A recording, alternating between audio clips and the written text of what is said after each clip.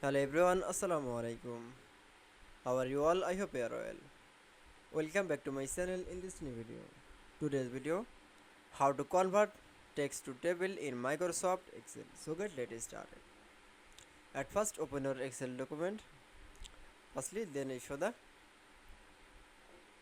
this text. This text is the convert to the table. Firstly select your all text. Now keyboard press from the Control T. Then that create table. Now click for the OK. That's it. Then show the convert to the text in to the table. Then this table is the same style.